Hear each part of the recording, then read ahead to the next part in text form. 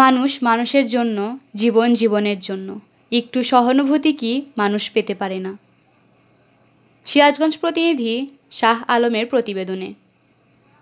মানুষ মানুষের জন্য এই প্রতিপাদ্যকে সামনে রেখে প্রতি বছরের ন্যায় এবারেও পবিত্র ঈদ উল ফিতর উপলক্ষে শত শত হতদরিদ্র নারী পুরুষের মাঝে নগদ অর্থ দান করেন সিরাজগঞ্জে মানবতার ফেরিওয়ালা খ্যাত সমাজসেবক হাজি সাত্তার।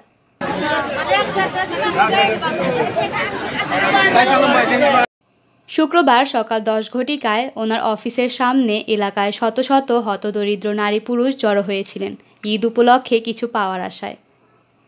এত মানুষের উপস্থিতিতে অনেকটা হিমশিম খেতে হয়েছে অফিস কন্ট্রোল রুমের সদস্যদের। পরে দানবীর হাজি সাত্তার একে একে আগত নারী পুরুষদের হাতে নগদ অর্থ তুলে দেন। ওনার এই কর্মকাণ্ডে খুশি এলাকাবাসী। দৈনিক জয়সাগর।